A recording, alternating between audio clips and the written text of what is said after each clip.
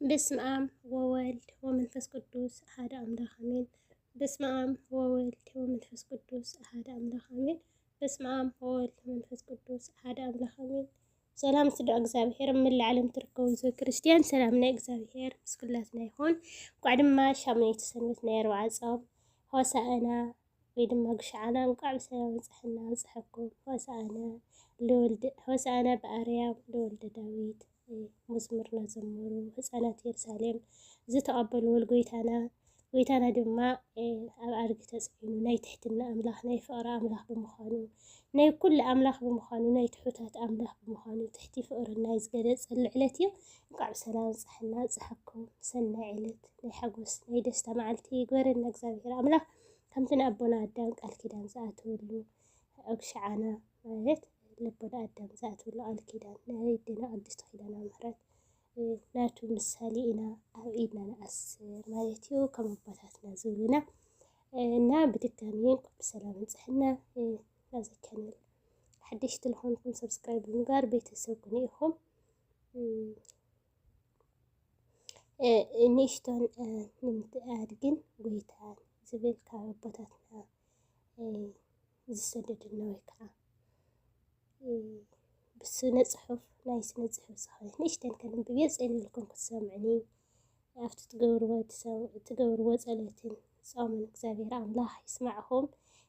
ጎይታና መድሓኒና ኢየሱስ ክርስቶስ ኣብ ኣርግ ተጽዒኑ ሆሳዕና በኣርያም ለወልደ ዳዊት ናውልዮም ዝቐበልዎ ማለት እዩ። ልምንታይ እዩ ኣብ ኣርግ ተጽዒኑ ልምንታይ እዩ ጎይታ ለኣክልስ ብተን ዝኸበራ ኣፍራስ ወይ ከዓ መንኪና ወይ ከዓ ጎይታስ በቃ ሰማይ ምድሪ ዝፈጠረ በዓሉ ብዘይ ዓምዲ ጠጠው ዘበለ ኣምላኽ ሲሉ እንታይ በኣርጊ ተጽዒኑ ልብል ግን ምክንያቱ ከንብብየ ኣሰምዑኒ ብትሕትና ይዕድመኩም እግዚአብሔር ኣምላኽ ልቢ ድልያ ልኻፈተ ልቦና ናይ ክፈተልና ኣሚን። ኣድግን ጎይታን ኣድጊ ቅድሚ ማይ ጥፍኣት ናብ ምድሪ ምምጽኡ ብዝህብን ደቂ ኤናቅ ኣራዊትን እትህደን ዝነበረት ኮይና ድሕሪ ናይ ጥፍኣት ማይ ኣይሂ ግና ካብተን 5 እንስሳት ኣይትብልዓየን ተባሂሉ ኖህ ዝተዋሃቦ እቲ ሓንቲ ኣድጊ እያ ነይራ። በዚ ምክንያት ከዓ ኣድጊ እንስሳ ዘቤት ናይ ገዛ እንስሳ ተባሂላ ትጽዋዕ። ናይ ሆሳዕና ኣድጊ ናቲ ዝተሸከመቶ ሳዕሪ ወይ እውን ፍሩስካ ኣይትበልዖን እያ። እዚ ከዓ እምንቲ ምዃና እዩ ዘረድእ። ጎይታ ከዓ ነቲ ዝለበሰ ስጋ ኣድሃኑ እምበር ኣየጥፍዖን።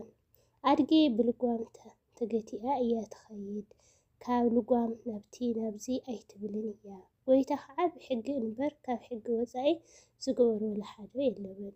በዚ ምክንያት ከዓ ብዘይ ሓጢኣት ኩሉ ሕጊ ፈጸመ ይበሃለሉ። ሳሰይቲ ኣድጊ ን24 ሰዓት እያ ምግቢ ትቕበል ትበልዕ። ጎይታ ከዓ ን24 ሰዓት እዩ ምስጋና ዝቕበል። ኣድጊ ዝበደልዋ ቂም ዘይትሕዝ ፍጥረት እያ እሞ ከም ግመል ኣይኮነትን። ጎይታ ዝሰቐልዎ ይቕሮ በለሎም ዝብል ፈጣሪ እዩ ይቅር ዝብለሎም ፈጣሪ እዩ። ኣድጊ ኣብ ልዕሊኣ ብጸሊም መስቀል ቅርጺ ኣለዋ። ጎይታ ከዓ ኣብ ልዕሊ መስቀል ቅርጺ ተሰቐለ። ኣድጊ ዝሃብዋ ሸኽሚ እያ ትሽከም እምበር ካልኦት እንስሳታት እምቢ ኢላ ኣይትሕስድን እያ። ጎይታ ድማ ድሕሪ 5500 ብዝህኒ ሓጢኣት እምቢ ከይበለ መርገም ዝተሸከመ እዩ። ኣድጊ ትሕትና ኣለዋ። ጎይታ ከዓ መምህር ትሕትና እዩ። ኣድጊ እንተተሓፀበት እኳ ከይረስሕ ከይበለት ናብ መሬት እያ ተንከላሊ። ጎይታ ብባህሪኡ ንጹህ ከሎ ናትና ርስሓት ከይተጸየፈ መሬታዊ ስጋ ለበሰ። ኣድጊ በቲ ክንዲ ናታ ጉልበት ኮነ ሓይሊ ዘይብሉ ዝብኢ እያ ትብላዕ። ጎይታ ከዓ ቦቶም ክንዲ ናቱ ሓይሊ ዘይብሎም ፍጥረት ኣይሂድ እዩ ዝተሰኣለ። ኣሚን። እንጠኮይሎ ግደልኮ ብተን ቅዱሳን መላእክቲ ተኣረብልኝ ሳል እግዚአብሔር ወለወላዲቱ ለመስቀል ክቡር ኣሚን። ደጊመ ርሑስ በዓል ይግበረልና ናይ ዓመት ሰባት ይብለና እግዚአብሔር ኣምላኽ ለዓመት ከዓ ኣብ ዓድና ነኽብሮ ይግበረልና። ኣብ ስደት ዘለና ብሰላም ብፍቕሪ ብሓድነት ለዓድና ከምቶም نفتوم ولدنا كم لحمي راح يرحبنا እግዚአብሔር أملاخ كله بفقاد أملاخ يخون بفقاد يقبرنا بسلام لعدنا خملز ماليتيو لخلاتكم رحس بعالنا والكي دس لبيل برهانة تنسائي يمسألنا دس لبيل عبد عامت خقابنا ناي فقري ناي حدنت ناي متحبار ناي متحقباف كيزن سلامي كراماتي وقتي يقبرلنا እግዚአብሔር أملاخ ننتقل إلى قدر الكيوتن قدسان ملاأختي تعرم اللي سأل እግዚአብሔር والولادي تلمسك له ورآمين